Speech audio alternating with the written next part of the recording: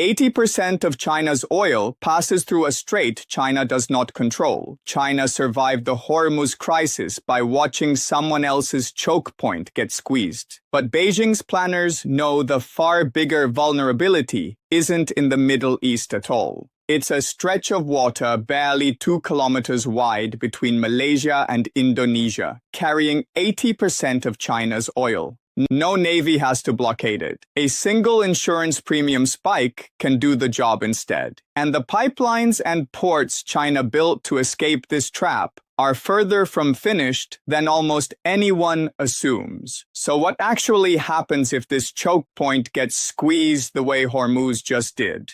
If you want clear geopolitical analysis without sensationalism, subscribe and turn on notifications. Picture the busiest checkout lane in the world's largest supermarket, except the entire store only has one working register, and it happens to sit inside someone else's building. That, in essence, is China's energy problem. The country runs the world's second-largest economy, consumes somewhere around 16 million barrels of oil every single day, and roughly 80% of the oil it imports has to pass through a single stretch of water, barely 2.8 kilometers wide at its narrowest point. That water is the Strait of Malacca, and for more than 2 decades, Chinese leadership has quietly considered it one of the country's single greatest strategic weaknesses. This year, that weakness stopped being theoretical. The war between the United States, Israel, and Iran shut down large stretches of normal shipping traffic through the Strait of Hormuz, sent war risk insurance premiums spiking across the wider Gulf region, and reminded every planner in Beijing of an uncomfortable truth. You don't need to sink a single tanker to strangle a country's energy supply. You just need to make the insurance too expensive to justify the risk. And if that logic can be applied to Hormuz, sooner or later, someone in Beijing has to ask whether it could be applied to Malacca too. Let's start with the number that makes this whole story make sense, because it's almost too large to process at first. Roughly 23 million barrels of oil transit the Strait of Malacca every single day, more oil than flows through Hormuz itself. Of that flow, about 80% of China's entire imported crude oil supply passes through this one corridor. It's a strait that also carries something close to a quarter of all global maritime trade by volume. If you wanted to design a single point of failure for the Chinese economy, you would struggle to invent a better one than the one that already exists. Here's a simple way to think about why a strait matters more than open ocean, if this isn't something you spend much time thinking about. Picture a wide 10-lane highway suddenly narrowing to a single-lane bridge. Every car has to cross that one bridge, in order, one at a time. Slow the bridge down, and you slow down the entire highway behind it, no matter how many lanes exist on either side. Malacca is that bridge for a huge share of Asia's energy trade. And unlike most global choke points, China does not control a single mile of the shoreline on either side of it. Malaysia, Indonesia, and Singapore do. Chinese leadership actually gave this vulnerability a name back in 2003. Then President Hu Jintao described it publicly as the Malacca Dilemma. The fear that a hostile power, in a moment of crisis, could effectively hold China's energy supply hostage without ever fighting a naval battle on Chinese soil. For 20 years, that concern sat mostly in the background of Chinese strategic thinking. This year, it moved to the foreground because the war in the Middle East demonstrated exactly the mechanism Hu had warned about, just somewhere else on the map. Here's the part that's genuinely underappreciated, and it's worth slowing down on, because it changes how you should think about naval blockades altogether. When the Iran war began, a major maritime insurance body added several nearby areas to its list of high-risk war zones, not just the countries actually fighting, but places like Djibouti, hundreds of miles away, simply because it sits near a strait that Iran's regional allies had threatened to close. That single listing sent insurance premiums for ships in the area up by roughly 20 times, from a nominal fraction of a percent of a ship's value to a full percentage point. No blockade happened. No shots were fired near Djibouti at all. The mere plausibility of disruption was enough to make shipping there dramatically more expensive. Now, apply that same logic to a Taiwan scenario, because this is where Beijing's real nightmare starts to take shape. All it would take to threaten Malacca's viability in a crisis is a credible case that a conflict over Taiwan could spill into the South China Sea and from there into Asia's main oil corridor. And the bar for that kind of listing has historically not been especially high. Back in 2005, the same kind of maritime risk committee added Malacca to its war risk list based on a terrorism report that was later discredited, and premiums still stayed elevated for more than a year afterward.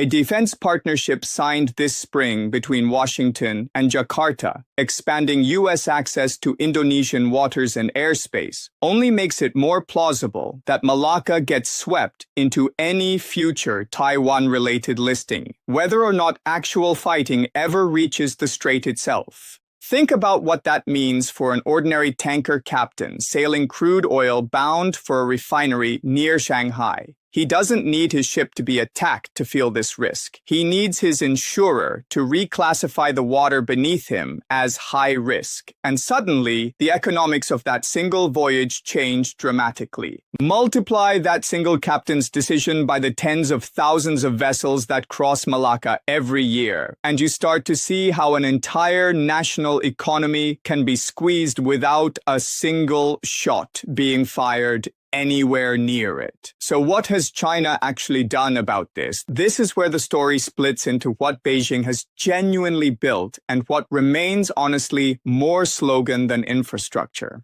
On the side of real progress, China holds a strategic petroleum reserve estimated at somewhere around 1.4 billion barrels, giving it a real buffer during a short-term disruption. It has also built a meaningful, if still limited, network of overland pipelines from Russia, from Kazakhstan, and from Myanmar, carrying a combined capacity somewhere in the range of 3 to 4 million barrels per day. That's a genuinely significant hedge, and it's grown further as Russia has redirected an increasing share of its oil and gas exports toward China since 2022, unable to sell as freely into European markets as before.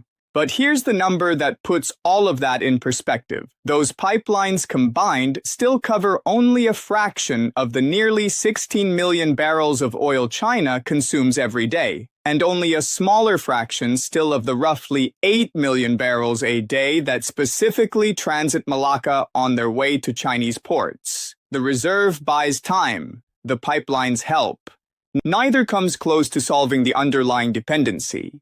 Then there's the project most often cited as China's true escape hatch from Malacca, the China-Pakistan Economic Corridor, and specifically Gwadar Port on Pakistan's Arabian Sea coast. The pitch, going back more than a decade, has always been elegant on paper.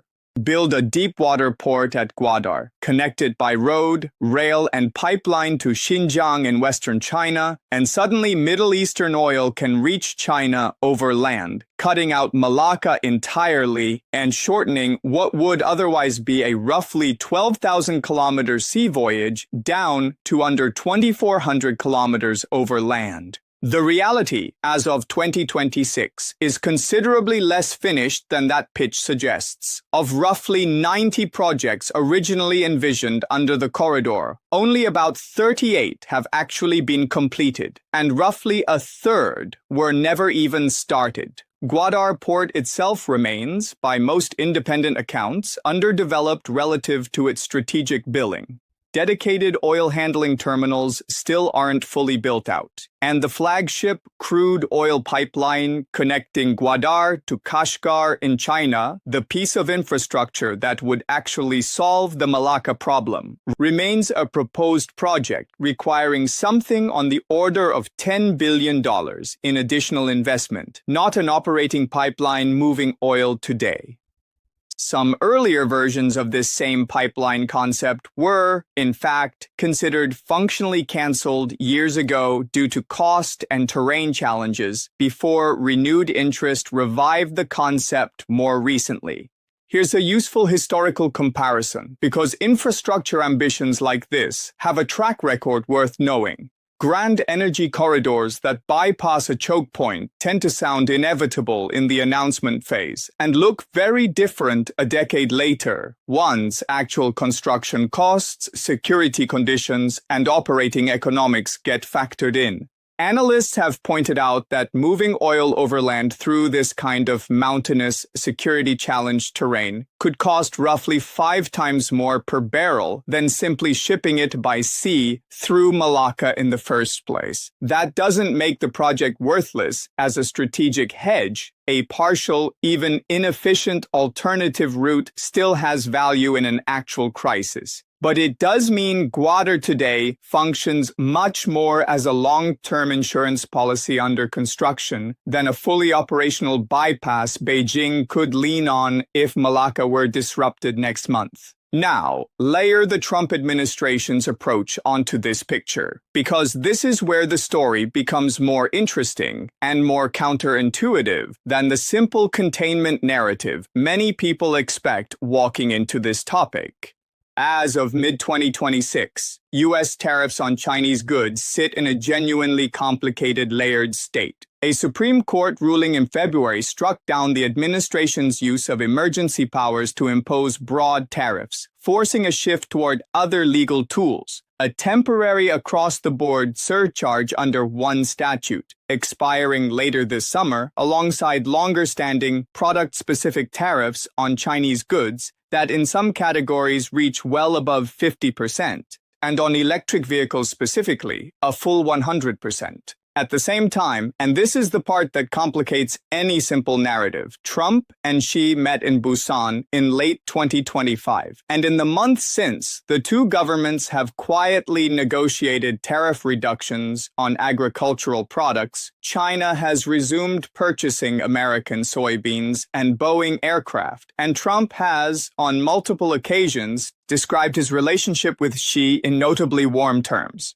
It's a trade relationship that is simultaneously adversarial in specific sectors and pragmatically transactional in others, which is a genuinely different picture than a simple, unified economic siege. That same complexity shows up even more clearly in Washington's relationships with the regional partners many people assume are lining up against Beijing.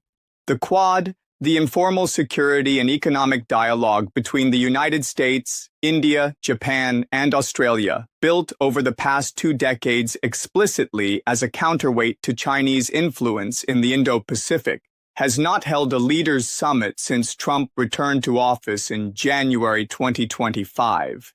India-U.S. relations went through a genuinely serious rupture last year when Washington imposed tariffs reaching 50% on Indian goods, partly tied to India's continued purchases of discounted Russian oil, souring a relationship both countries had spent 2 decades building. That dispute only partially eased in February 2026, when the two sides negotiated tariffs down to 18%, still leaving real friction in place. And here is the detail that should genuinely surprise anyone assuming a straightforward anti-China coalition is forming. In the middle of that friction with Washington, India actually moved closer to Beijing.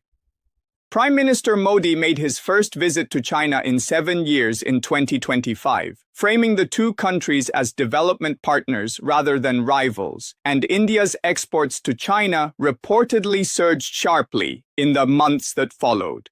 Analysts covering the region have specifically described the Quad as drifting toward irrelevance, not because China has grown weaker, but because Washington's tariff pressure on its own regional partners has, in places, pushed those partners toward hedging their bets with Beijing rather than away from it. Think about the position of a mid-level Indian trade official trying to plan procurement for the next 2 years. Does he build his country's China hedging strategy around a Quad partnership that hasn't held a summit in over a year? Or does he keep quietly stabilizing ties with the country that remains India's second-largest trading partner, regardless of what happens in Washington? That's not a hypothetical question anymore. It's the actual calculation regional governments across the Indo-Pacific are making right now. And it's a far less tidy picture than the phrase containment policy tends to suggest. So, pulling this together, here is the actual strategic picture as it stands in mid-2026, not the simplified version. China's core energy vulnerability at Malacca remains real, largely unaddressed by finished infrastructure, and arguably more exposed than at any point in the past decade, given how visibly the insurance premium mechanism was just demonstrated near Hormuz.